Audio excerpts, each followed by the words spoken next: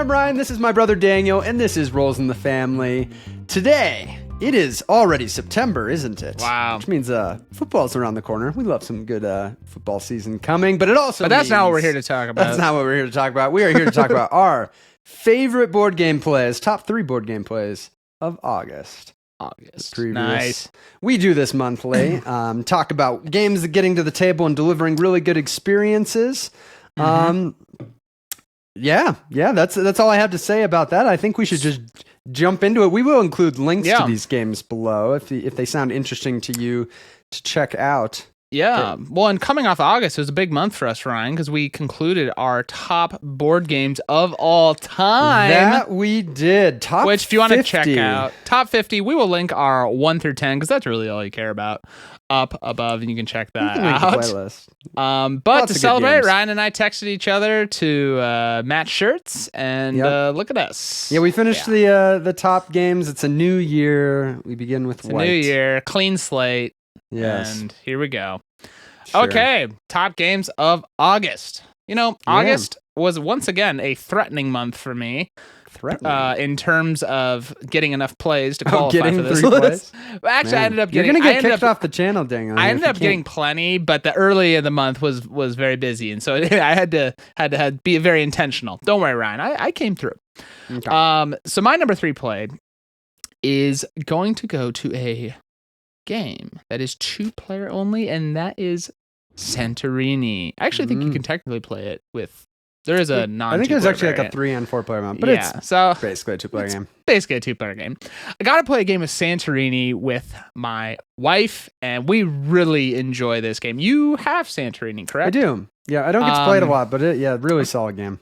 Yeah, I remember, what's my memory of Santorini, Ryan, is I got it, and then I played it quite a bit, felt like I was pretty good, and then I taught you it, and you just whooped me the first game we played, and I was like, gosh dang. I may have won the first one, but I feel like most of the games we played, you won. Yeah, maybe not whooped, but you won, and it was very, very disheartening, because I thought it was good.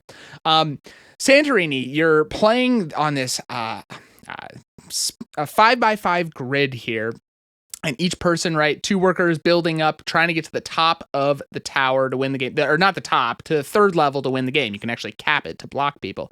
But this play was so much fun because it highlights, I think, the greatest strength of Santorini, and that is the unique god powers and just how powerful they are and how they interact with one another and just create moments of where you're just like, oh my goodness.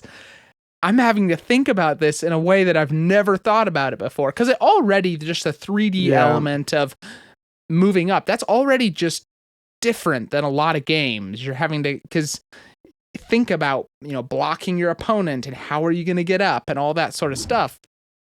But in this game, my wife had the power where, so normally on your turn, you can move one of your builders and then build a level of a building next to them. But she could build first, then move, and then build as long as she doesn't move up. So if she stays on the same level, she could build first, move, and build again, which building twice is very powerful. Yeah. So that's really interesting. And then I have a power where anytime I cap one of the buildings, I put the final cap on top of it, I immediately can go again. So interesting. So I have this really weird thing where I'm wanting to get towers that have the ability to be capped around me so that I can have opportunities to take multiple turns where she's building faster than normal and all of that. And gosh, it just, we're playing back. It was a super tense game where there was, she thought she had it and I pulled a move. I win again and was able to block her, and then I'm about to win, and she built twice, and it messed with me, and gosh, I think the thing about this game is those unique god powers. They're not just little things; they completely change the entire scope of how you view the game. And there's so many of them. I'm trying to even think how big the deck is, but. I honestly, every time, I don't know why, like I think about it, I'm like, oh yeah, Santorini would be nice. And then I play it. I'm like, this game is fantastic. I love playing it. Yeah. So it's one that I think my wife and I need to get out more, because so much variability and just the core mechanics of that are a lot of fun. So yeah, I'd be interested in playing it with you again sometime. Honestly, yeah. I don't get to play it a lot, and I really should play it more because it is one of my. One favorite we don't even think about. I feel like that much when we have an opportunity. Yeah. When well, just that's the two of us. It's usually now that our opportunities are so rare, we're always looking for the big fish to fry when we get together. Yes, we do like big fish. That's one thing. Love fish, but Santorini. You know, I think for some people like abstract strategy games. I mean, you think of people that are really into chess. A lot of the satisfaction of it is like really learning the system and like you know opening stuff. What we enjoy in those types of games is just like exploring the fun and interesting thing of this. Yeah. And so a game like Santorini that basically every time throws in these variables to change it up is perfect for us. Because it's like, that's what we want, is just a new interesting situation with this puzzle to try to figure out. I think it's one of the best modern abstract strategy in that kind of category. It's got a really good table presence too, in terms of just looking at it. And now I think maybe the version you have, it's not like this raised. I think I do have that one because I got it. You have that one too. But then I want to say like the newer ones don't. I could be think wrong so. on Though that. they also just did like a big Kickstarter months back for a new edition thing. Oh, really? It's probably knowing Kickstarter, it's probably even more crazy than ours. That's true. Giant miniature. It's actually full size. You get to stand on it and you literally build the building. You are the builder. You are the builder. Yeah. I think the Kickstarter is behind on shipping, but we'll see. They're not. Yeah. We'll see if they deliver in 2028. Yep. Good stuff. Santorini. Yeah, I agree. It's a game I wish I got to the table more often. I should be more intentional about it when I two-player. I don't get as many two-player opportunities as you do. But yeah, it's a good one and one I'm glad to have as well. I'm over here looking at my reference sheet for a different video we did. That's not going to help me. I gotta. That would just be a long video. Look at this. My number 3 is a weird one because I don't actually own this game. It's one of the very few instances that I've ever done this of basically proxying a game that I don't own with stuff that I do own. I think I know. Yeah. Yeah, so this is the game Oneironauts, is the actual game, which is one of these games Ryan, in this. Is this allowed? Yeah. I mean, it's the game I played, was the rules and everything. Yeah. But it's one of these games that has these, we always call them Dixit-like cards because Dixit was kind of the game that introduced these big tarot-sized, picture, dreamy, weird illustration cards. And then it has a bunch of word cards in the game. Well, I have tons of Dixit cards because we've played that for a long, long time, gotten expansions. And I have Codenames and Codenames Duet, which has tons of word cards. So it's this weird situation of if I actually would buy Oneironauts, I would be like downgrading all my variability because I wouldn't be using the bigger pool. So it's one of those hard things. But I gave this a try recently with my wife because I was like, oh, she loves Dixit. And I was like, this could be a fun variation on it because it's kind of like cooperative Dixit where instead of someone coming up a clue and putting it in, there's going to be a word that's that clue for that round. And everybody's going to put in a card. And then you put in one card randomly from the deck.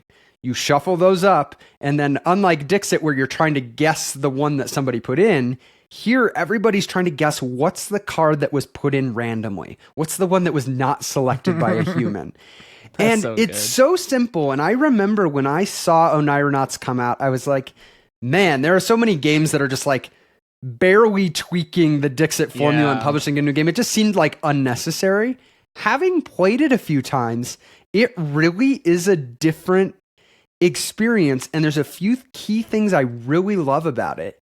One, it's so simple. Like, it's even simpler than Dixit. I mean, I can teach this game in 15 seconds almost and get playing. It's cooperative, so that makes it even lower of a barrier because we're not competing against each other. We're all working as a group. Yeah. And then you don't have to come up with clues. It has which is similar to Stella's, another Dixit variant we've talked about that has a similar thing where, a word card, which for a lot of people that don't like Dixit, the reason they don't like it is they don't like coming up with their own clues. Yep. So what I'm finding is Oneironauts is actually a really great accessible option for certain situations. And so I found myself in one of these situations where I had a larger group. And I think technically Oneironauts only says it goes to 6. But I'm like, there's no reason really you can't play it with more. So we had, I think, 8 people. And I'm like, I think it should work. And 8 people that several of these people I've never played games with. So when we're saying do we want to play a board game, who knows what they're thinking that means? And so it's this situation as the game master that you're like, I have to, what is the right game to fit this? And the reason it makes my list this month is it just really nailed the scenario. Like the group had such a fun time playing it. I talked about how like with this many people, it's very unlikely we're going to all get it right in the same round, whereas you kind of need to do that when you have fewer players. But we did have one round where we all did, and so it's one of those moments where everybody celebrates that we. That's awesome. And just to have a game that's so simple, so accessible, but then the experience we get out of it with that group was just so good. And it's something that I don't think Dixit I would have been a little too afraid to do because somebody might not like that, and making it cooperative. Stella only goes to 6 players, and again is a little bit more going on.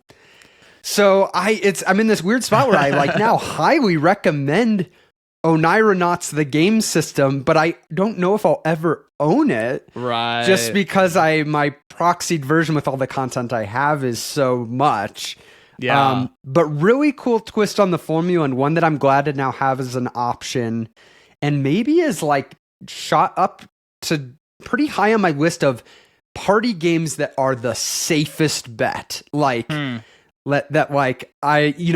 One is one that we talk about being like that. But it's like, you almost can't go wrong. Yeah, almost. And there's situations where with the group, anything else feels like almost too much of a risk to try to, play something that's more social deduction. I don't want to put someone in a situation that they're not going to enjoy it. So it's been very fun. I got to play that one with you when we were this summer, and I totally agree. I mean, I thought it went over so well, and I think we were even discussing afterwards, and this would be an interesting thing to officially do, but ranking the Dixit, Stella, those games that Muse, Mysterium. Yeah, we've played a lot of them. And not that we land on anything definitive, but I think we both agreed this is pretty high. It is. And I guess I'm emphasizing the accessibility, but I have to be honest, I'm having so much fun playing it. It's very fun. And I've learned about myself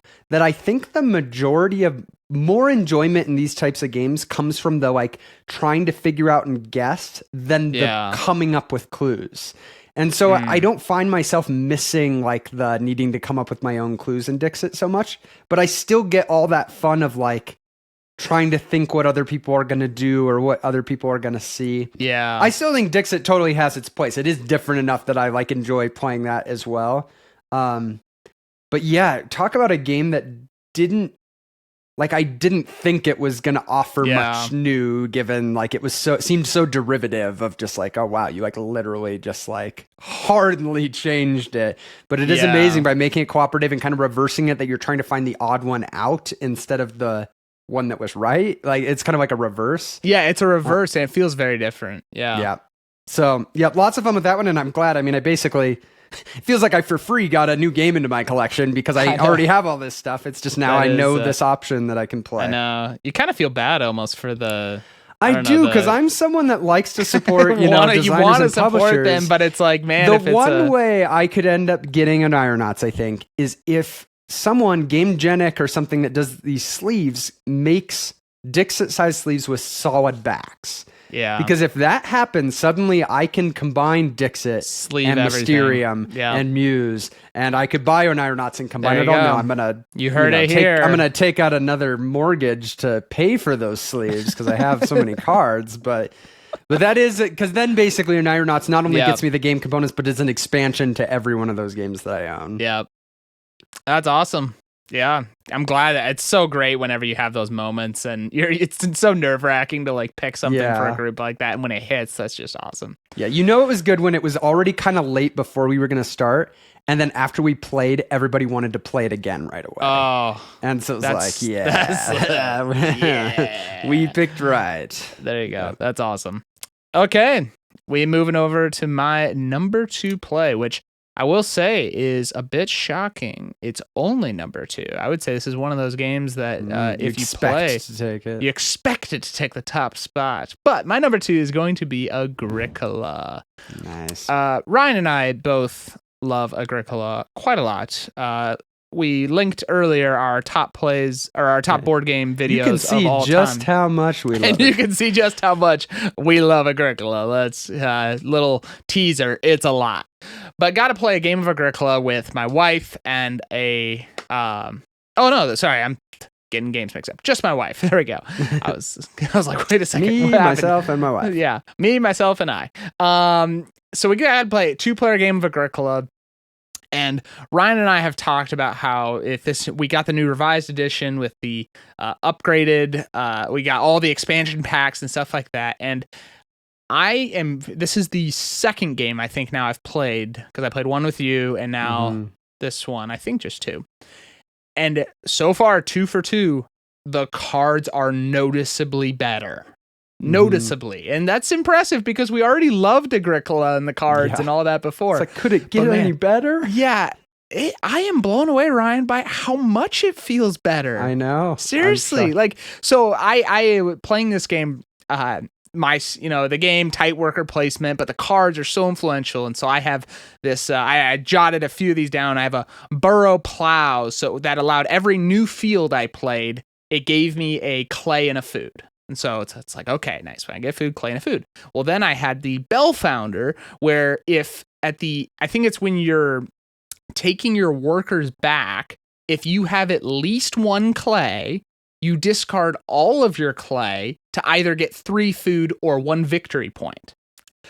So I've got this little combo here where like I'm getting, because you don't want to get a lot of clay because you have to discard all of it. So I'm doing a field to get 1 clay and then pull back. And then early on, I was actually dumping it in victory points because I was doing okay on food and whatnot. So that was a little bit of an early like combo thing that I was doing. Late in the game, a huge card for me was the Sheep Inspector, where once per Sheep Inspector was critical because I ended up getting, I had a bunch of sheep and I had a really good food strategy. I ended up getting my fields were doing great, and so I had a stone oven and I was just pumping out food. And the Sheep Inspector, once per work phase, you can spend 1 sheep and 2 food, which is like kind of a lot, but you get to return one of your workers out there back. Wow. And so you get another worker, which is amazing. But it also opens up, you could potentially, depending, obviously you wouldn't do this at a resource collecting spot, but like it could open up a spot to take like again. Family growth twice or something. You could, right. Like now, obviously your opponent, you got to be Although I guess I don't that. know if you could take family growth back. I don't, like, do you leave the without baby room? behind? Oh, yeah. Actually, Maybe. I think I did. I wasn't sure. We never did it, but I was wondering about that. How does Maybe that it's not work? allowed. Yeah. Do you get the worker come back with you? No. So anyways, it just was a fun, tight game. I ended up having a pretty good game and I won, but that's the fun of Agricola. It's those cards there, and you're just like, oh man, I play this and that combos into this, and I wasn't planning on playing Sheep Inspector early on because I mean at first I looked, I'm like, gosh, a sheep and 2 food, that's a brutal thing to give up.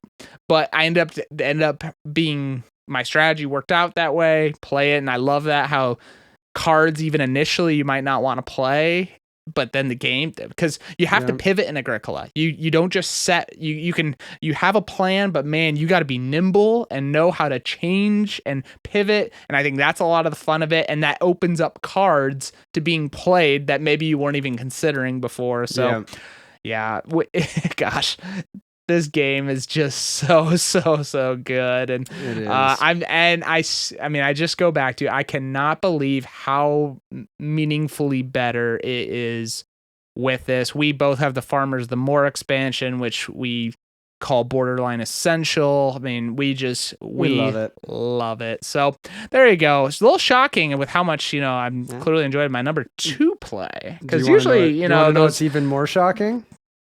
I played Agricola. You sold Agricola. I sold it, yes. No, I played Agricola this month, and it actually missed my top 3 plays. Did you lose?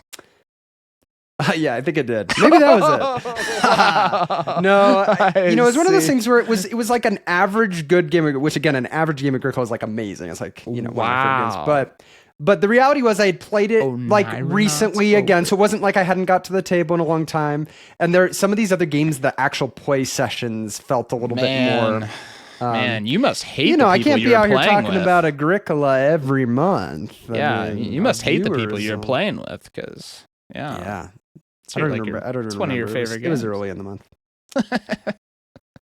Well, we'll segue into my number 2, which is by the same designer as Agricola. Oh, which he has a lot of games. I think Master Uwe Rosenberg. We have a small handful of them. We've tried a decent handful, but there's a lot we haven't tried. Mm-hmm. This is the one that's probably the most unexpected in recent years, of kind of the fact that we decided to get it, and that it's really kind of lived up to feeling it feels different than the other ones that we played. This is Hallertau. And I have not played Hallertau much. This was my 3rd or 4th play of Hallertau. I think I've played it twice, maybe? I think so. I think I've played it twice, yeah. And, it's when I think about what's happening in Hallertau, like just picturing it on the shelf, it's like, yeah, it sounds fun, but it's like, I don't know, you're like doing work placement, you're like producing a bunch of stuff and then like just throwing all those resources in to like bump these things over with a bunch of weird conditions of like how you bump them. It's a very weird design. It's like, it just doesn't sound, and I guess it's hard in games in general to decide like what's going to sound fun. Like what's that line between like just busy work in the system and like being fun. But playing it again, it's so satisfying the way you produce these things and are guided by the cards to look for little opportunities of like, oh, if I could get up to 5 hops, I can play this card that'll get me this other thing. There's a lot of that like tactical card play of opportunities. And then just like, what do I need to do to be able to move these buildings evenly? But then there's some flexibility in how, while the buildings are very specific of like, this building is always, you need to have more, I forget what they are. It's like rye than hops or something. And you have to do a combination of them. There is flexibility to kind of go different ways. Cause like you might get jewelry, which the jewelry can be spent to move any building one forward. It's like the most powerful thing ever. But so if you're really weak in a certain area, you can maybe make up for it a little bit by, using jewelry to cover that one that you don't have so that you can go really hard in some other areas. And it plays pretty snappy. Like it's a quicker game than those other Uwe what's games. The length of it? That's a good question. Is it like probably closer to 2 hours? I kind of want to look up here what our last. Sorry, I should have pulled this up ahead of time. Yeah, no, that's okay. I'll comment in the meantime. And I think with Hallertau, I love the just the dynamic market. How when it goes to place, it makes it more, and I'm trying to remember how that happens, but it's basically at the end there's a spot for 1 worker, 2 workers, 3 workers on each spot, and so if someone's already gone there with 1, you have to go with 2, but at the end of the round the highest you only one remove the highest. And when you're playing, like I was playing a 2-player game, which you flip a card that only 2 of the 4 quadrants refresh. Wow. So it was very interesting. And like going into the later rounds, like we had ones, we had actions that were full that didn't refresh. So it was literally like last round, we cannot do that action.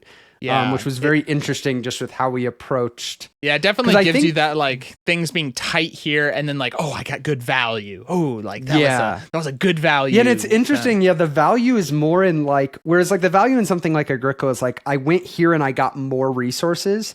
Here it's like, I went here with only one worker instead of two workers, or instead of three workers. And that's like double, like the difference between one worker to two workers to three workers is a big cost. So when you are like, I want to do this turn, but then the other player takes it, you have to be like, you know, is going there for twice the cost of what I thought I was going to do better than going to other places.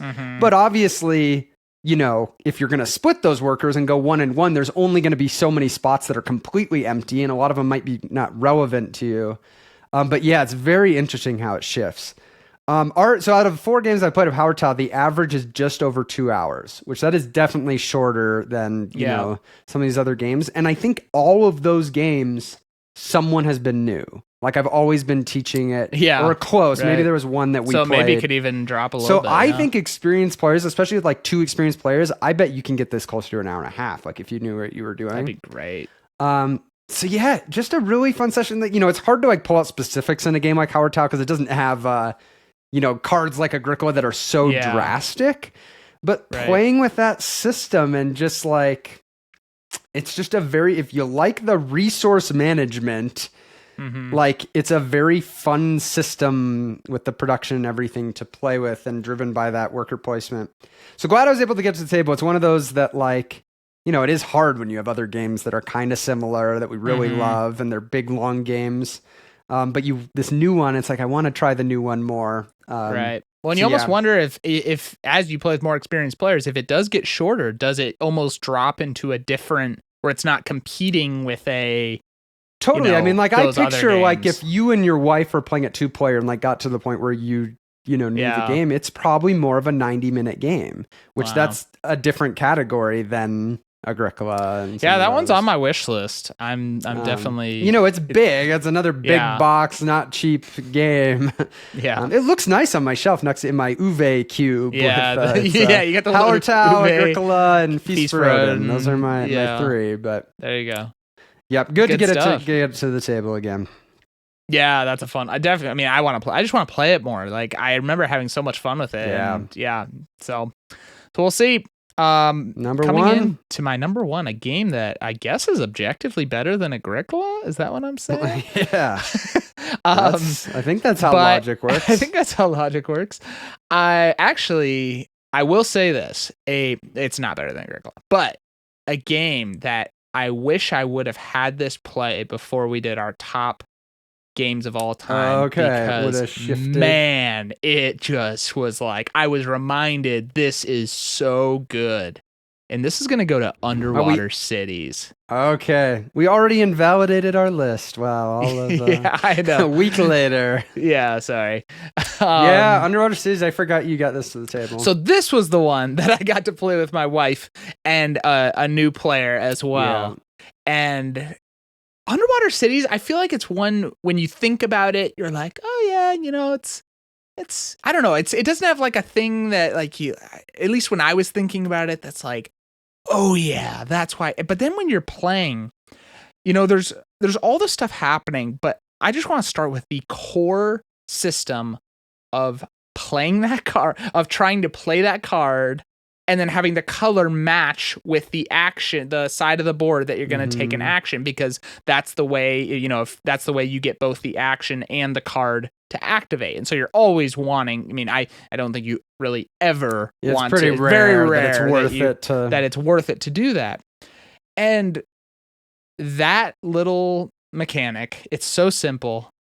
It is so much fun. And I love when games have it. You know, it makes me think a little bit of Ark Nova, like the very simple, just 5 cards, like simple mechanic, so much fun. And I love when games just have that because it's easy to teach. It's in terms of that part of it. It's and we just had a really fun game of it. I mean, the cards that you're playing, I think this was actually something I forgot.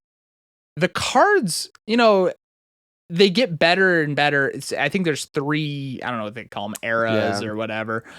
but they are meaningful. I mean, like they're not like sometimes they can be a drive a strategy around it, but Yeah. like being able to combo a card with your action, like they're pretty powerful if you can do that well. Well, and it's interesting how they balanced it because like the green cards are the strongest, but the green worker placement are the weakest. So it's this interesting balance. Yeah, and so I had a kind of an interesting game because I got some cards down that benefited me if I got to the second spot on the Federation track. Yeah. Like I think I first got a card that gave me an extra credit. So the second spot already gives you a credit. I would get a second one. And then I had some other card where like if I'm on there, I could do something really good. I kind of forget what it was. So I was going over to the green action to go up 2 on the Federation track all the time, which had many benefits. 1, I was going first almost every round. Yeah, 2, I'm playing determines. 2, I'm playing a ton of green cards, which are great. And so I think I ended up winning a tight one in it. But the whole system, the playing of the cards, the building out of your little city, I mean, you're always in kind of that tension of you want, if you compare 2 upgraded buildings together, you get kind of the ultra production of it.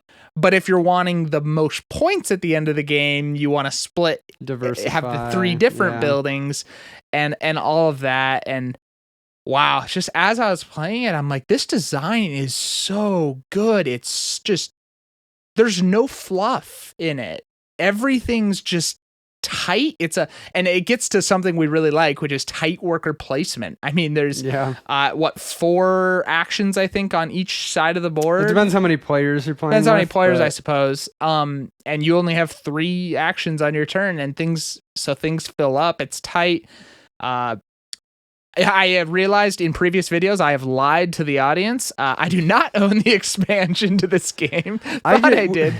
We talked about it in our top expansions video. It must have just been so in your brain. I played your copy and you have the expansion. Yeah. Then I got Underwater Cities as a gift, but forgot that did not have the expansion. Need to get the expansion because I mean that adds the instead of just the same personal assistant, you have a randomized one. The board is way better. I think it adds more cards and more just a all lot that more sort of cards. stuff. So this is a game that, I mean, I don't know where it would rank now, but and it was already even pretty high for you. So it's one we both, but it landed pretty high on both of our lists. Yeah. It is funny. It's one of those games that like the thing we're praising as like the most interesting thing in the game, that card driven system, is the most arbitrary thing. It's like, it has no thematic justification. It's just literally like there's 3 different colors of cards and like you want the colors to match the actions. The theme is sometimes a little mechanism like that can just like elevate an experience because like so much of the experience is the quality of the decisions. And so, I guess that's kind of the calling card of Euro games in general, is these like kind of dry, very loosely connected to the theme mechanisms, but the mechanisms provide just really interesting decisions. And you love your tactical games. Underwater Cities is a great one for that. 'Cause every turn you play a card and then you draw a new card. So every turn you're getting, a third of your hand is brand new. And like that might allow you to get to different colors or have, so you're always reweighing what makes sense to do. Yes. I love tactical games. It might be near the top of my list of games that I need to get to the table because it's been the longest since I've played it. I think it's been over a year since I've played it, and it's too good of a game to not. It's great. Not get played here. It's long. If you play with 3 or 4, it gets a little long. Better than Agricola, apparently. But not as long as my number 1 game. Is a quite long game. Daniel, there's no way you're going to guess Imperium to the table. Yeah, no, there's no way you're going to guess it. This is a game that I have only played a few times, but it's a very unique one because it's not one that you replay a lot, because basically once you've played a scenario, you played it. It falls into the category of kind of what I would call escape room board games. These are a lot more popular these days. There's a lot of different series that give you this experience of trying to kind of puzzle solve. This one is Chronicles of Crime. And Chronicles of Crime has been sitting on my shelf. I did not know you got this time. one to the table. But we, with my sister-in-law and her husband, had played the first two in the box. It has like a 3 scenario loose campaign, like the story continues, and then it has like a couple standalones. And we had played the first 2. They're going to be going out of town for a while here coming up, so we were like, it would be really fun to finish that before they leave. And we were able to find a day, got the kids watched because this is a game you got to set aside some time for. Actually, I think we played it in about. I think we were under 3 hours, which I think our last one was like closer to 4 hours. It's one of those games that if you're struggling to figure things out, like it's like how long do we keep beating our head? Because the way the game works is it's app assisted, and there's some mystery that you're trying to solve. You're kind of going through the story. And the way you interact with it is you scan the QR codes on these different cards that are out there. So it'll be like, we want to go talk to the criminologist. So we scan his thing, and now it's like we're talking to him in the app. Well, now we can scan anything that we have out to ask him about those things. So it could be like, tell us what you think about this person, and he'll give us background, or tell us about this evidence we found. So there's such a huge decision tree of who you could talk to about what. And each time you ask, it is advancing the time in like the game time. So it isn't like you can just like brute force everything you could do. You want to be thinking like, what actually makes sense to check out. So that's a very interesting, fun system. Then you're traveling to different locations to go talk to those people. There's events that'll trigger. So because, we went to this place or it got to this certain time, there'll be like an interrupt where it's like, this thing is happening, and like bring out this stuff, and like it changes things or whatever. So that's very fun. Like it's kind of dynamic with some of that. That's like, really cool. How it's affecting it. But then really the kicker on top of it is that occasionally a couple times during the game, you'll get to like a scene of evidence. And when you do that, it's actually like a virtual reality 3D thing in the app that you look around the environment. And as you're looking it around, and it was actually cool, this time we were able to, you can set up a viewer device. So I was using my phone as like the main thing that we were scanning everything with. But you can set up a viewer device. So we had an iPad that whenever we got to that point, it did it on the iPad. So we all 4 of us were able to very easily see it at the same time. Whereas when we had played before, we took turns with the phone. And it was a lot more fun to be able to all at once be looking at the same scene. And everybody's calling out things that you see, because there's a whole deck of cards that has like, there's a card that's like books and magazines. So if we saw like a magazine, we can pull that card out. And we have 30 seconds to look at the scene, and we're pulling out different things that we see. And then after you're done, you scan those things, and that'll be like you finding whatever it was, or it being it, and it like brings it in as evidence, which now that evidence is something you could ask anybody, about this thing. And just those moments are very exciting. Whenever you have the opportunity to go into one of those, it's like, ooh, this is, we know we're going to get a lot of new information, and it's really well done. The art style and everything is very, very cool. So it was like the perfect kind of session of this type of game. Because the hard thing with these types of games is like, it can be too easy or it can be too hard. And if it's, if you're struggling, there's not a lot you can do to like, it's very easy to have a bad experience just because like, you missed something, or like you just didn't figure it out or put the pieces together. But it's also not fun to just cruise through it without any. This was like a perfect example of like, we felt like it was hard. There were a lot of times where we like had everything out and we're really trying to figure out like, what do we need to do next to get something new, but then we would figure it out before it got to the point of being frustrating or like taking too long. And it was a very kind of like exciting climax to that campaign. The way they did the end of the story was very satisfying. And so yeah, it was very fun. It definitely bumped up my feelings of that game in general. There's a lot of new content for that game that you can get DLC scenarios or new sets that are kind of themed differently. And it really, we used to play Sherlock Holmes Consulting Detective and had some really good experience with that, which is much more, much less digital. You're reading like newspapers and stuff.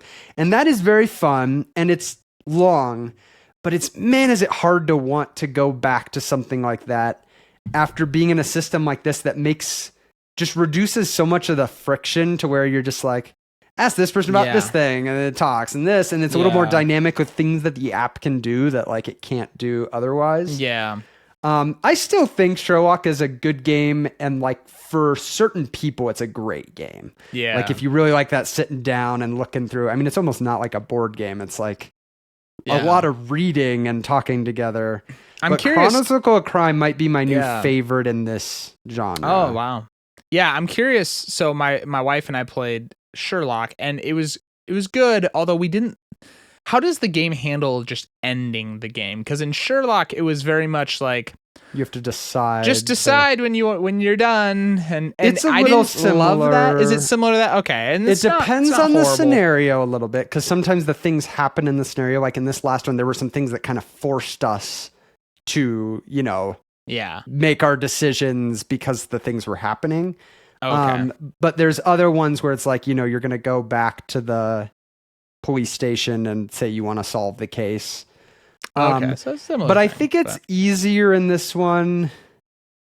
I don't know. The quality of Sherlock Holmes Consulting Detective cases varies. Like we had ones that were really, really good, and then there were ones that we got to the end, and like when it explained everything, we were like, we knew like none of that.